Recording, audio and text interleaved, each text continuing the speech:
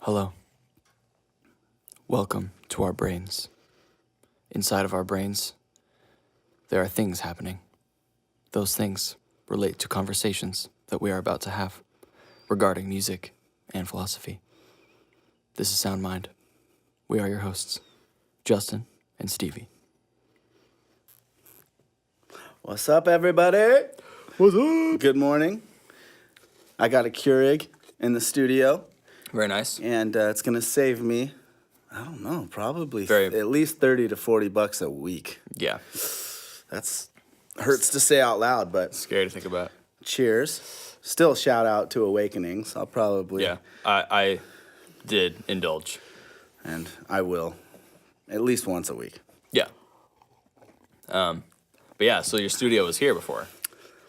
And if you can't see, because you're listening, I put my hand up as if to indicate an invisible bar, right? Right. And now it's up here. So now I'm indicating a higher place on the bar. If you're watching, you can just see that I'm doing that. But And it's correct. Yeah, Keurig. We got Starbucks. We got Thomas Hammer. Shout out to Thomas Hammer. boom! We got a variety, plethora. What a manly name, by the way, Thomas Hammer. I know. Their marketing's amazing, too. Yeah. They look like a international company, but they're not. They're local. Did you know they're local? I did not. Yeah. Oh, yeah, they're local. I've met Thomas Hammer. Dude, is he manly? Is he a a lumberjack? man. No. Gosh, that's a rough one to get into. Like, no offense. I love coffee, and I'm a coffee guy. Most people that I know that are entrepreneurs in the coffee industry, I wouldn't give them the adjective manly, That's fair. you know? Or lumberjack. Yeah. That wouldn't be a good way to describe them. Yeah, I mean, like, we could go into this because, like, okay, for one, your beard is beautiful, right? I wouldn't say it's manly, you know, and no offense, you know, it's a great beard. Right. Somehow there's something going on in our culture now where it's like the thing that used to be manly is like, you know, this hipster, this, you know, whatever, different cultures. Like, we've made the beard pretty. Yeah. Which is great. I love GQ. But yeah, again, coffee. I don't know how I got there. Probably because I associate some of the beards with, you know, good hair with coffee people. Yeah, I get that. Yeah, so. So what you been up to in the week since our last podcast? A lot of mix down. A lot of mixing down projects. Working on your guys' still. And then family life continues. My kids just started basketball. Dope. 3 of my kids are in basketball this year. Wow. My 9-year-old son is this is his 4th year, so he's a baller. His sister's 10, and she decided she wanted to play on his team this year, so that's cool. Well, all right. And then my 5-year-old, my fiery lumber Jack, Jakaya, we do call him Jack. That's pretty He's cool. a wild man. This is his first year, and we were just blown away. So he had his first practice when I was in Arizona, and my wife was like, wait till you see this. It's nuts. And I'm like, okay. And so we go, and he's 5, so he's playing on the 5 and 6-year-old team. Israel started when he's 5, and I'm used to these kids are like, you know, they're just getting dribbling down. They can't really control where the ball goes. The hoop is 8 foot high. Most of them can't even make it yet. You know, that's what awesome. It's really fun to watch. So I go to his first practice, and Jakaya's like switching hands, hitting the left, making like 70% of his shots. Dang, man. And I'm like, what is happening? How did you do that? And I think a large part was just because I would drag him along. He's like 3 years old, drag him along to Israel's practices, my older son, and he just picked it up. And I think, you know, anyway, he's a baller. That's pretty dope, dude. Yeah. I'm excited. Do I hear a future in the NBA? Yeah. It's funny because I didn't know we were playing football, you know, like a week, not a week. Like last year, he couldn't catch anything, Jakaya. I mean, Israel would, you know, be playing football, and I was like, okay, you know. Most of the people in my family are athletic to some degree on my dad's side. it just comes naturally. So I'm like, okay, maybe he's not an athlete. And he's coloring pictures, coloring is getting better. I'm like, oh, maybe that's it. And then he comes out and just LeBron's on his team, so I don't know what this kid's going to do. Does he even know? No, and he might change his mind. Who knows? Anyway, he's really good. The artistic thing's coming out too. But we encourage all our kids, you can do whatever you want to do.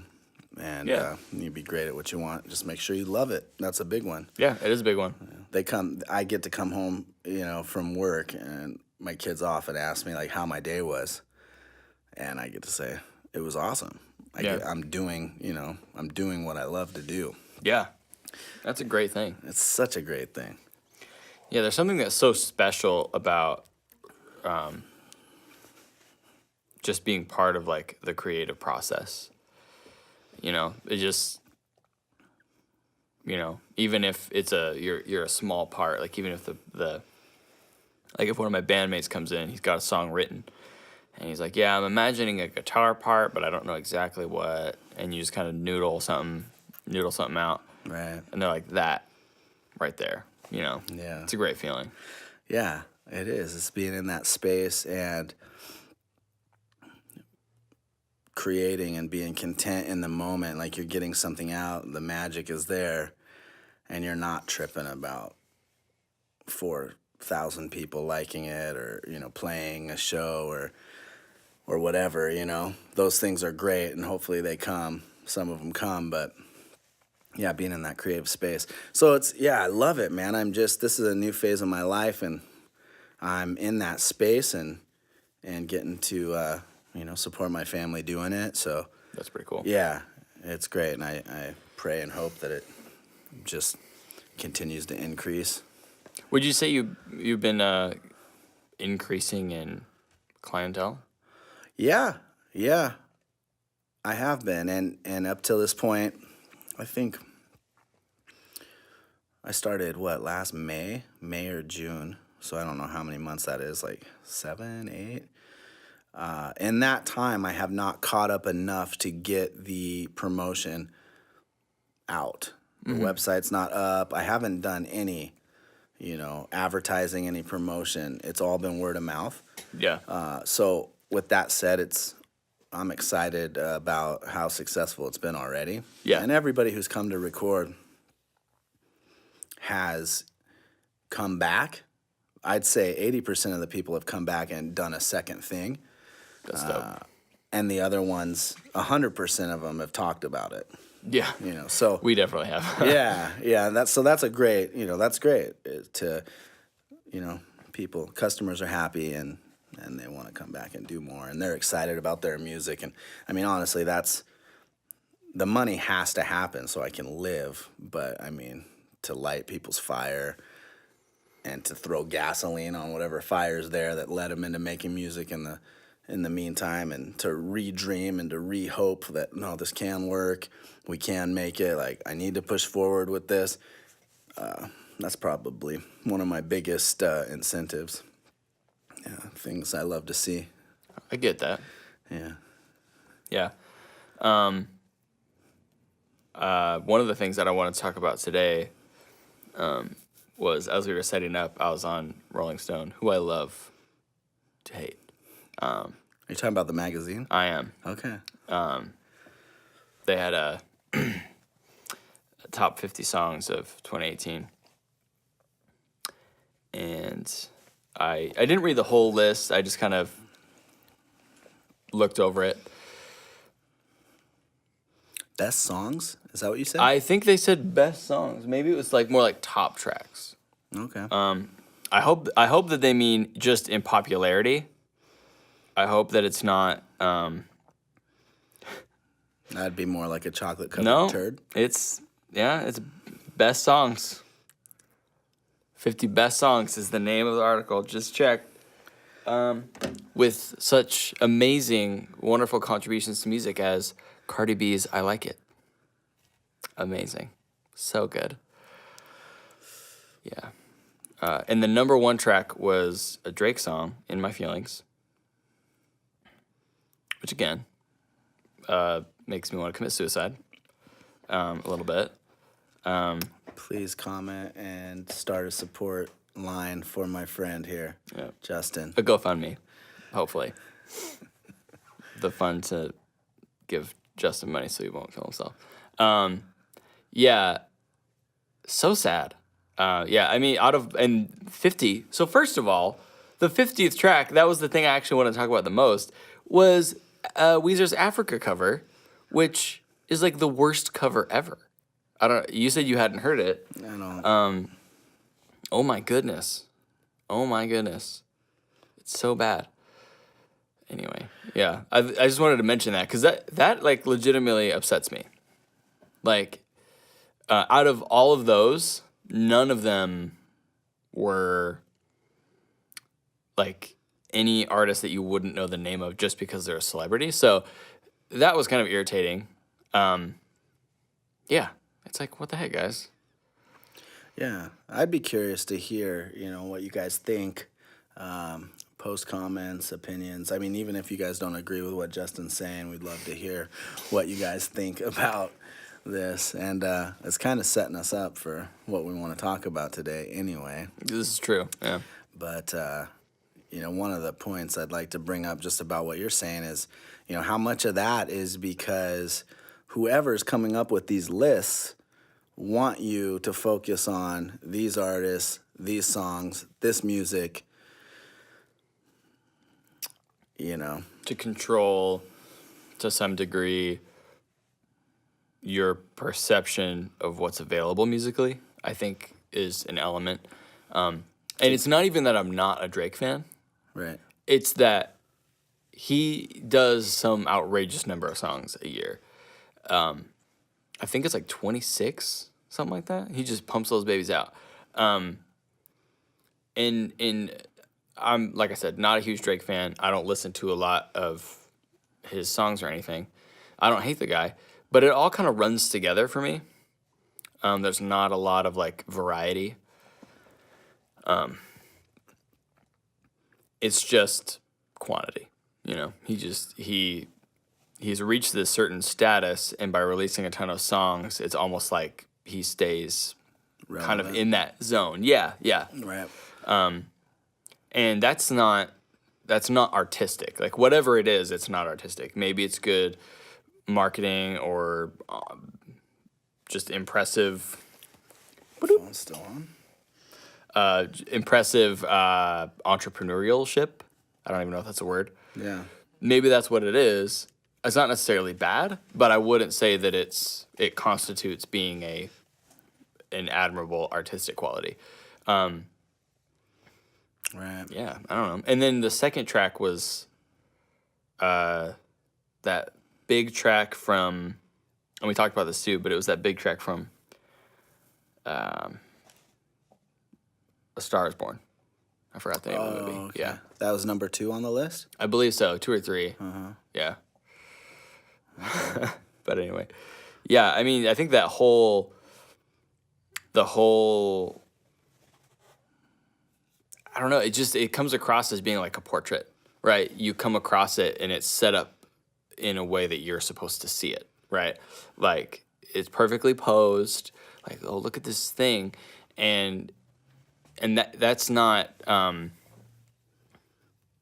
don't know. When you read like, especially 50 best songs, right? That's quite a few songs. I mean, of course, that's a small amount of songs in the grand scheme of things, of songs that actually came out. But in terms of genre, it's like it's all really pop, Yeah. There's very little wiggle room there. There's a pretty deep trench. Right. It reminds me of when I was young. And I'm 35 now, so that was a while ago. I'm talking like 6, 7, 8 years old. And we're out on the playground. We're playing. We're having fun. And my shoes maybe had 2 stripes on them. Mm-hmm. And this kid's shoes maybe had 3 stripes on them. And we didn't even notice that. It didn't matter. We're just playing, having a good time. And somehow, 5th grade, 6th grade, that changed. And then if you had 2 stripes on your shoes, you weren't cool.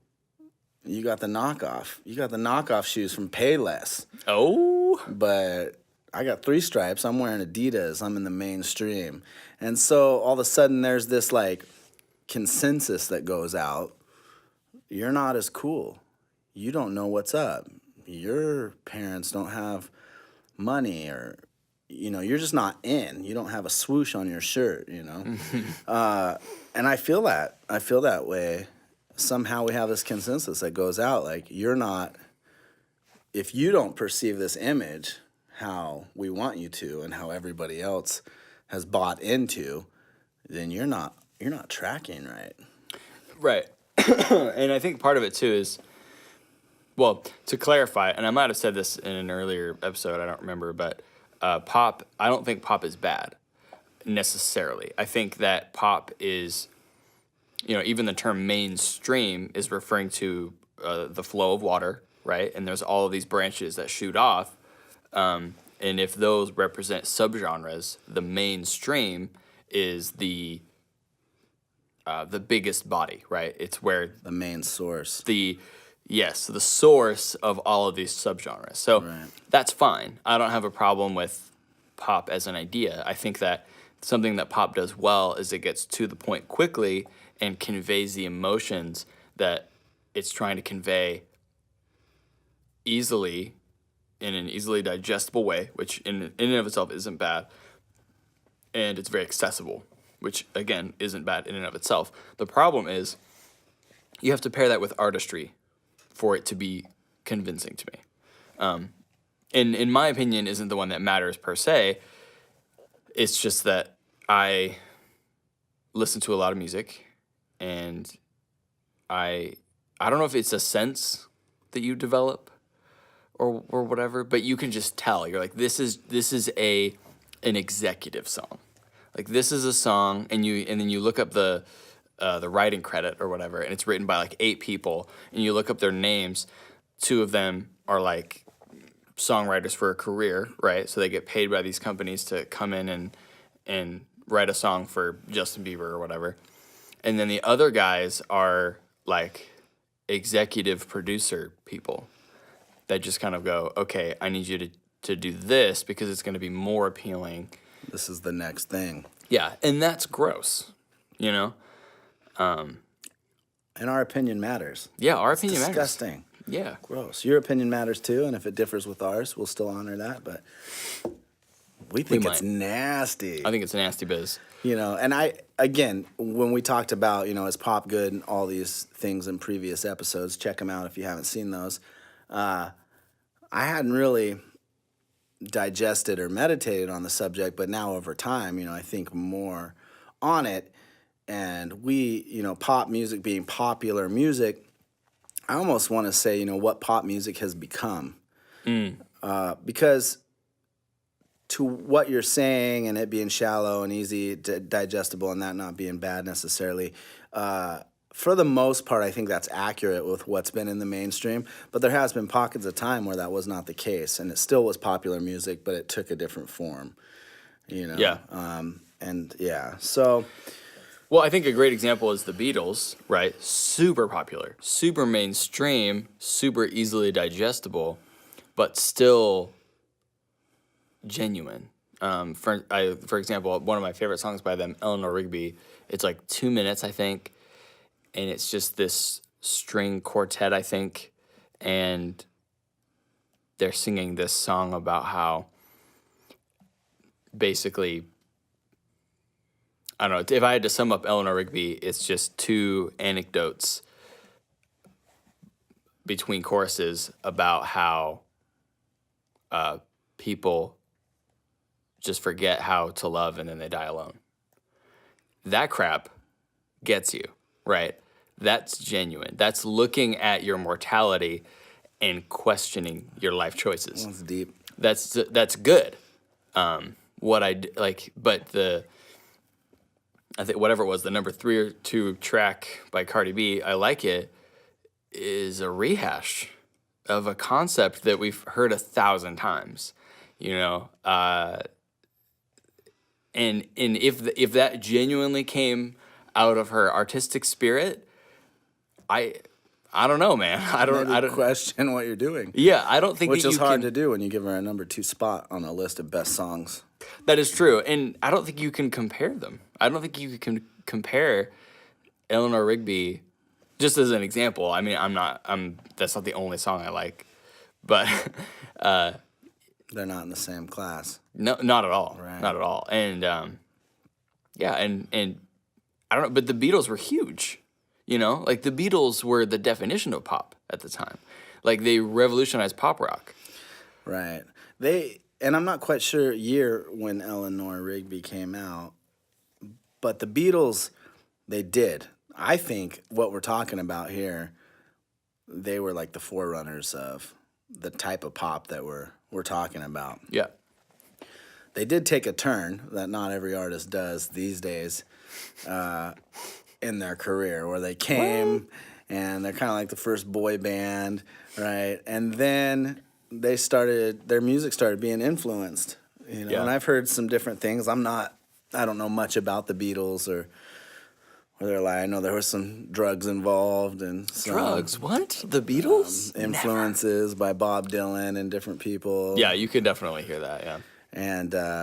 And some of that was really good for musically. I think like some of that transition was some of their best music that I like more than some of their other stuff.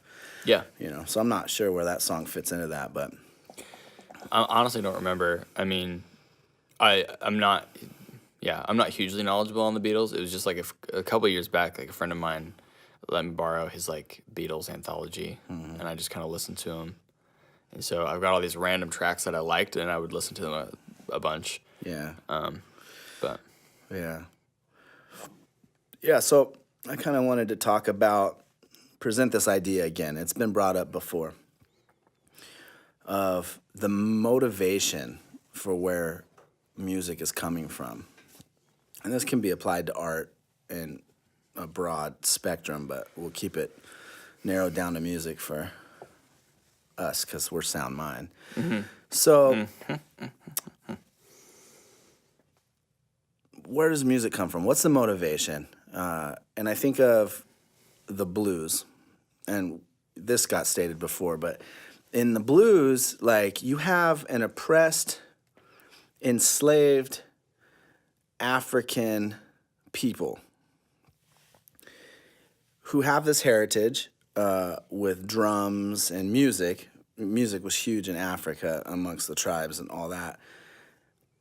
And the oppression and everything they were going through, a sound is birthed, right? This blues starts coming out of this people group, and it's the cry of their heart, right? It's I'm making this is how I feel. It's just bleeding a sound out that's musical, and then you have the blues, right? Nobody's thinking about how many tracks do I want on this album, and who's my target audience, and I'm not saying all those things are bad.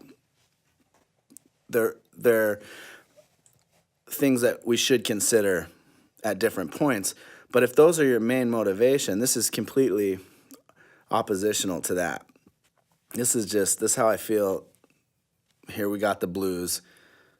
It's crazy to think, that slavery has set the bar and changed music forever. What we hear still today is you can't get away from the foundations of, classical blues. And anyway, so again, this cry to express and to make art sets a trend, right? And then there's this other side where we get into the mode of, okay, I'm going to sit down and I am going to write a song that is directed toward 12 to 24-year-olds, and I'm going to use this really clean chord progression that resolves and is palatable, and I'm going to have this sound on the chorus, and all these thoughts are going on before ever there's a note played. Yeah.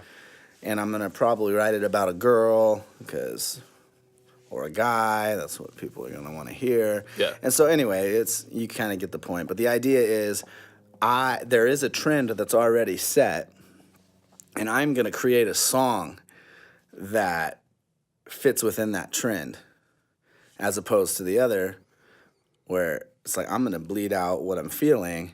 Yeah. And that ends up setting the trend.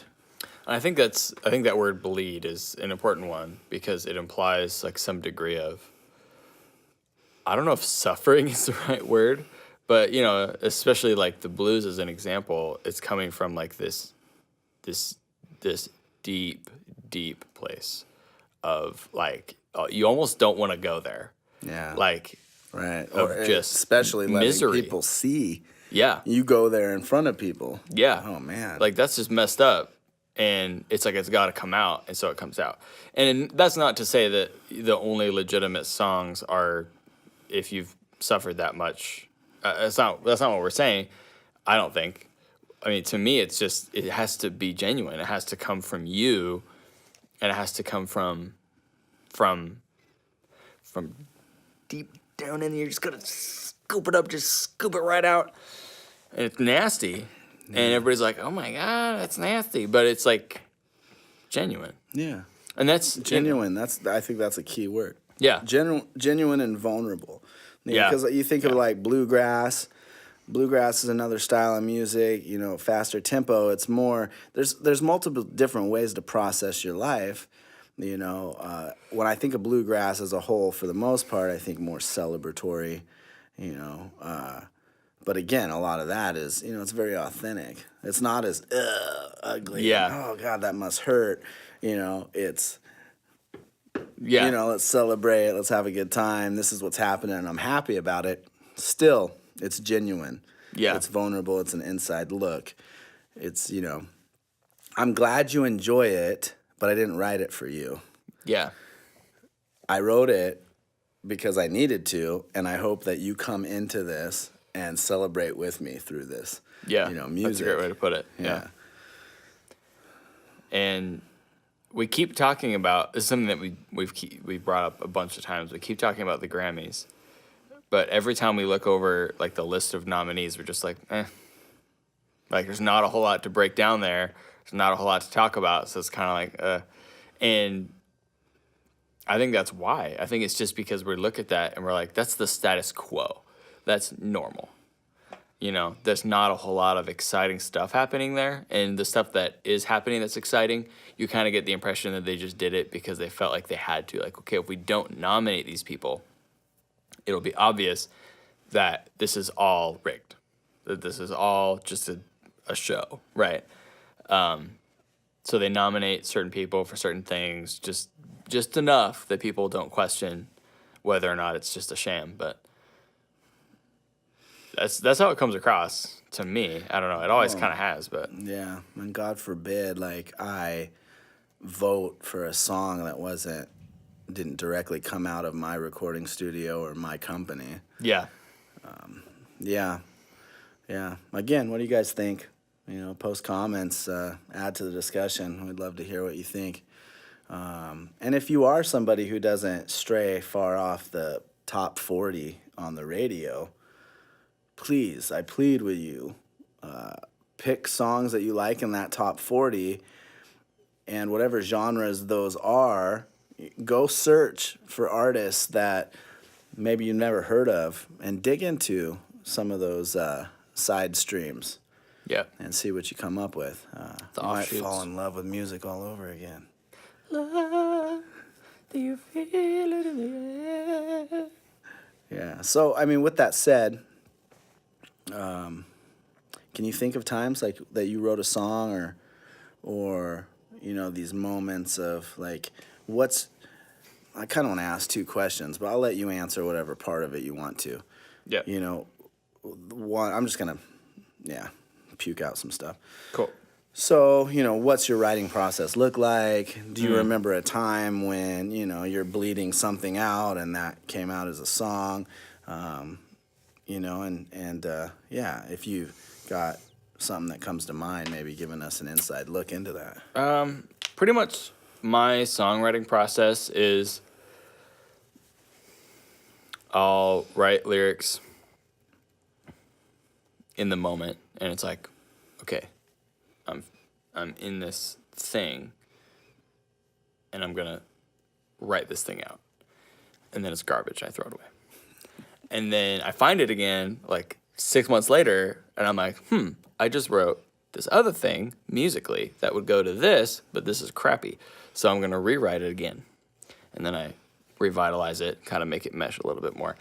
But yeah, I would say that my music and lyrics come from a similar vein, but not necessarily at the same time. Like I don't write something and then go, the words are just coming to me right now. That's not usually how it works. That does happen sometimes, but usually the words come to me later, or I will have already written like the basis for the words, and then the music comes later. But because, kind of going along with what we were talking about, it's very much like a deep dive. Like I'll hit like a funk and I'll explore it a little bit, just kind of, you write something out, you noodle on it for a little while. And you don't necessarily force it, but you just explore it. Like you're not trying to force yourself to be productive in a traditional way. You're trying to explore where it comes from, Yeah. And I think that's what kind of... It's like processing, like camping there for a while, like really going through it, and why do I feel this way? What do I even feel? That's another thing. Like we don't stop very long to actually even feel anything. We're so distracted, like it just gets built up, and some of it's just being quiet enough to explore. Like, oh my God, I feel whatever it is. Yeah, and a lot of my stuff is very like...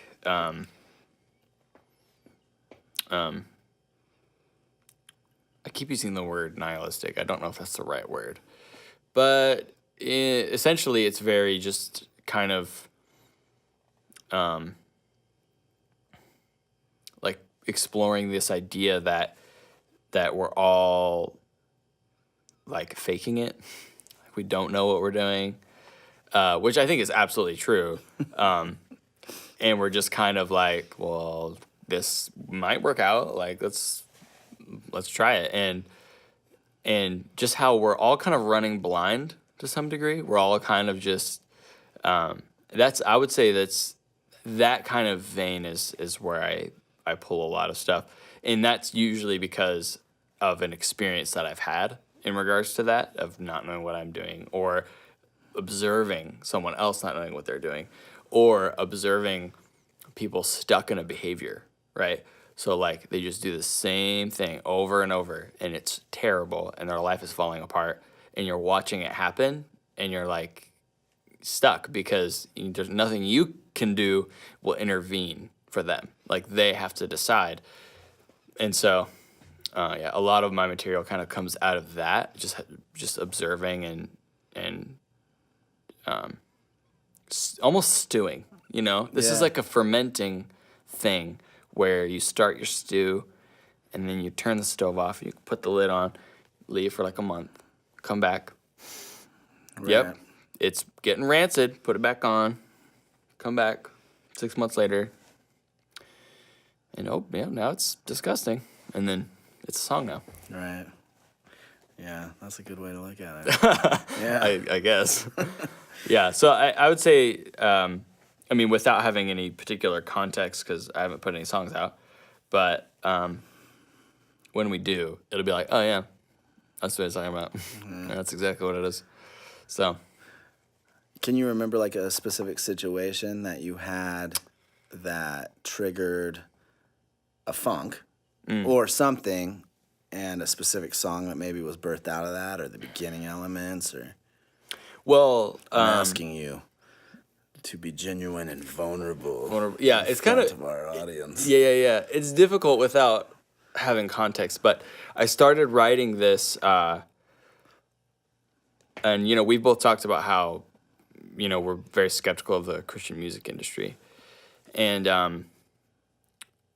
I started writing this project a while back. That was kind of a faux worship thing. I don't know how to describe it exactly, but basically it was taking, like, musically it's very worshipy, but it's very skeptical. It's like, I think the book Habakkuk in the Old Testament, it starts with, I believe, Habakkuk himself questioning God to some degree. He's not doing it like questioning the existence of God. It's questioning God's motives, like God's actions. And what you think is going to happen is God's response is going to be, how dare you, right? How dare you question I'm the what ultimate authority. I'm the ultimate authority. How dare you question my actions, my motives, whatever. But his response is much more subdued. It's a much more personal response. It's, I understand where you're coming from, but you don't understand because you're in your situation. And it's not admonishing, right? And so that was kind of a place that I was in. And I wrote this whole, because like a lot of worship songs, here's how they go. They go, God, I'm drowning in the water, and you're just above the waves. Please reach down to the water and pull me up so that I can not drown. That is like 98% of every worship song on the radio, I swear. And then there's always this response of like, yes, thank you, God, for saving me, and blah, blah, blah. And Now I can walk on the water. now I can walk on the water with you, and we can be together, yay. Like, all of the songs I wrote for it, I've written like 5. None of them end that way on purpose. Because in that moment, that's not always what happens. It doesn't always resolve like that. So to pretend like it does is at best silly. You know, it's at best it's very one-dimensional. Because we're trying to condense, like, if you're trying to condense your entire history with, if you're a Christian, you're trying to condense your entire history with God into a 3-minute song. I think that's very foolish. So to me, this EP was kind of the anti that. It's not that those moments have not occurred for me. It's that those are highlighted so often. I wanted to avoid that. Right. So, well, it's interesting. The first thing that comes to my mind is, even with that, is it a similar thing? Like what we're talking about with the Grammys and with pop culture is, I've made this presentation for you, and I want you to perceive it a certain way. And even in the Christian music realm, we're doing the exact same thing as pop culture. Totally. It's got a little different spin on it, but again, like, what is your experience if you are a Christian or whatever religion you are? What's your experience with, your belief in God or whatever higher power you might believe in or not? Yeah. It's not clean and polished, and there's probably mixed with a lot of questions. So in the context of, like, you're talking about Christianity, if 90%, I would say probably nobody's summary of their walk with God from beginning to end looks like a Christian top 40 song. Yeah. So if that's the case, why are you trying to say that that's the truth? Yeah. And we're all feeling something different, but we're saying something, and none of our real lives are lining up with that. And it's so funny because it seems to me that it's so opposite what Scripture says about people, right?